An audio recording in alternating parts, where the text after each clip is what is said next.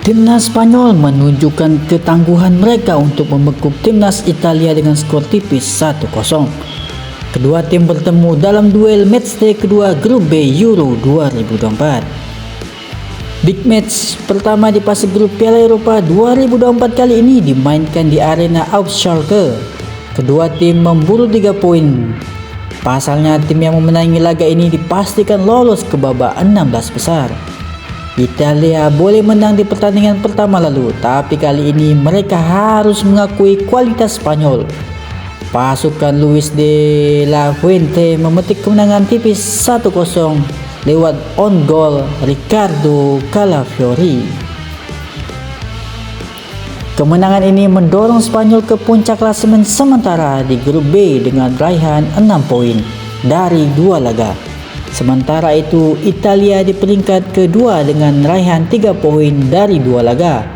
Alhasil, Spanyol dipastikan lolos ke babak fase gugur Euro 2024. Pertandingan dimulai langsung dengan tempo tinggi. Menit ketiga, sundulan Pedri sempat merepotkan Donnarumma. Menit ketujuh, intensitas pertandingan hampir memakan korban cedera, yaitu Manuel Pellegrini. Ritme pertandingan mulai terbentuk setelah 15 menit berjalan. Spanyol tampil sangat dominan dalam penguasaan bola dan kreasi peluang. Italia memilih bermain bertahan. Serangan-serangan Spanyol datang dari segala sisi. Nico Williams sempat mendapatkan kesempatan, tapi sundulannya melenceng. Hingga 30 menit laga berjalan, Italia beruntung punya Donnarumma. Spanyol jelas kecewa karena serangan-serangan mereka belum juga membuahkan hasil. Di sisi lain, Italia juga harus bangkit merespon jika ingin memetik kemenangan. Skor 0-0 mengantar para pemain ke ruang ganti. Masuk ke laga kedua, Spalletti merespon dengan 2 pergantian pemain di kubu Italia. Baru 3 menit laga berjalan, Spanyol sempat was-was dengan potensi cedera Rodri yang tersungkur cukup lama di lapangan. Menit ke-55, gol yang ditunggu-tunggu Spanyol akhirnya tiba.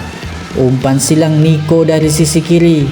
Morata menyundul bola pelan ke arah yang jauh. Bek Italia Calafiori bermaksud untuk menghentikan bola di tengah lajunya, tapi justru mendorongnya ke gawang sendiri.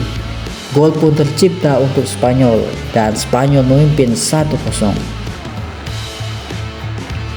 Gol Spanyol lantas memaksa Spalletti kembali membuat perubahan. Hingga menit ke-70, Italia membuat beberapa pergantian pemain. Spanyol juga merespon dengan pergantian pemain. Italia belum juga menemukan jawaban. Upaya-upaya mereka belum membuahkan hasil. Hingga menit ke-90, Italia baru melepas 1 tembakan tepat sasaran. Tambahan waktu 9 menit tidak mengubah apapun. Skor berakhir dengan 1-0 untuk kemenangan Spanyol. Hasil ini mengantarkan Spanyol melaju ke babak 16 besar dari perwakilan grup B. Timnas Inggris gagal menang ketika berjumpa timnas Denmark di matchday kedua grup C. Laga ini berlangsung kurang greget. Inggris bermain buruk sementara Denmark lebih baik. Inggris mencetak gol terlebih dahulu melalui Harry Kane. Denmark kemudian bisa menyamakan skor melalui Morten Hjulmand. Hasil ini membuat Inggris masih berada di posisi pucuk klasemen sementara grup C Piala Eropa 2024 dengan koleksi 4 angka. Sementara itu Denmark di posisi kedua dengan raihan 2 angka. Denmark langsung berusaha tancap gas sejak kick off. Alhasil, saat laga baru berjalan sekitar 30 detik, mereka bisa mengancam melalui sepakan Pierre-Emil Forsberg dari luar kotak penalti. Namun bola tembakannya masih lemah dan mengarah tepat ke pelukan Jordan Pickford. Inggris kemudian mencoba mengontrol jalannya laga, tapi itu tak mudah karena Denmark bertahan dengan bagus. Pada menit ke-12, Inggris akhirnya bisa mendapat kans melepas tembakan via Phil Foden dari dalam kotak penalti. Namun sayang, bola sepakannya melambung dari sasaran. Serangan Inggris akhirnya membuahkan hasil pada menit ke-18. Mulanya Walker bisa mencuri bola dari Victor Christiansen di flank kanan dan ia terus masuk ke kotak penalti. Ia menyodorkan bola ke tengah kotak penalti dan setelah itu membentur pemain Denmark. Bola bisa dieksekusi Kane dengan kaki kirinya.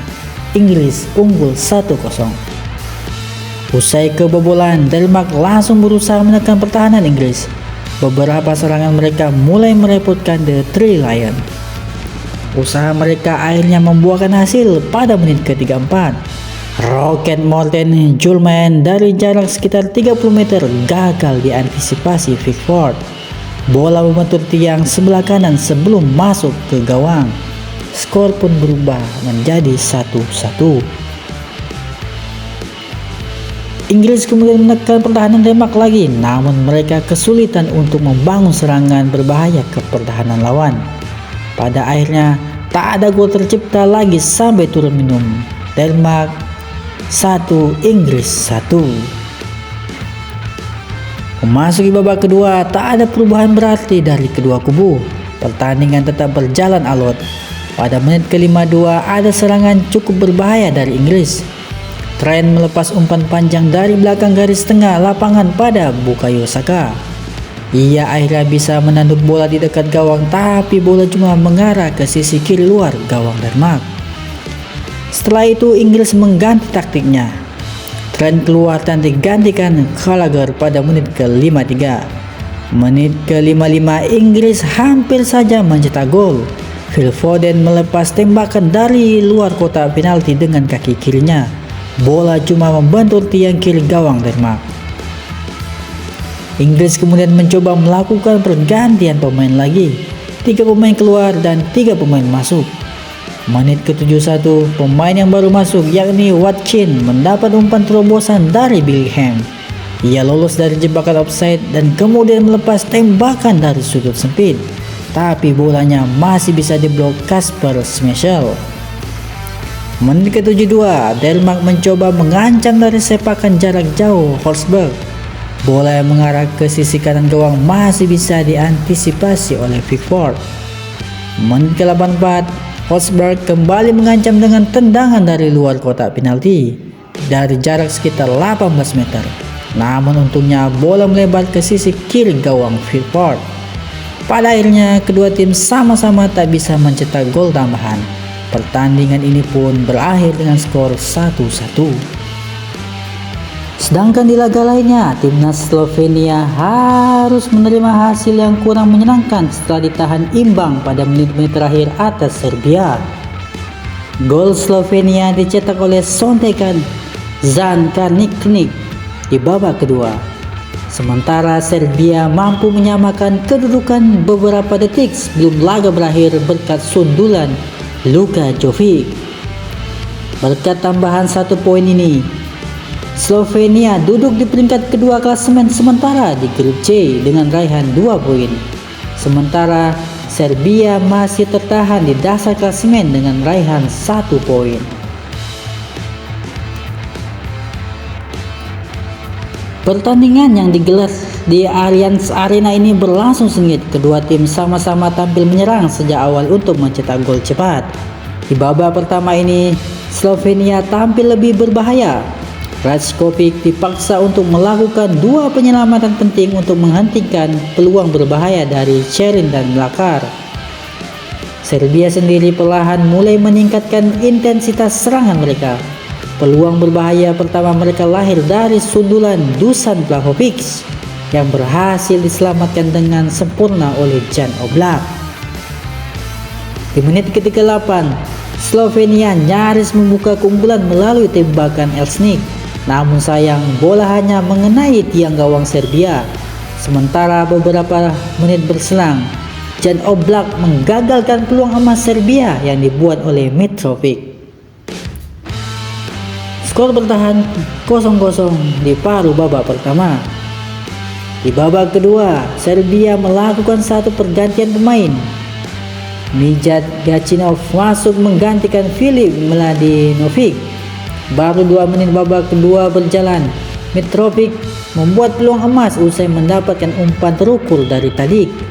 Namun Oblak lagi-lagi mematahkan peluang emas Serbia tersebut. Jual beli serangan berlanjut, kedua tim sama-sama mencoba tampil agresif untuk mencetak gol perdana di laga ini. Setelah melakukan sejumlah percobaan, Slovenia akhirnya memecahkan kebuntuan di menit ke-69. Berawal dari umpan silang Elsnik dari sisi kiri, Zan Karniknik berhasil masuk ke kotak penalti Serbia dan mencebloskan bola menjadi gol. Slovenia unggul 1-0 atas Serbia. Usai tertinggal, Serbia mencoba membuka serangan mereka. Di menit ke-72, Alexander Mitrovic nyaris membuat kedudukan menjadi 1-1. Andai tembakannya tidak mengenai tiang gawang Slovenia. Jual beli serangan terus berlanjut dan Serbia terus mencoba menekan untuk menyamakan kedudukan. Usaha mereka itu berbuah manis. Beberapa detik sebelum laga berakhir, pemain pengganti Luka Jovic berhasil menyamakan kedudukan menjadi 1-1 melalui sundulannya.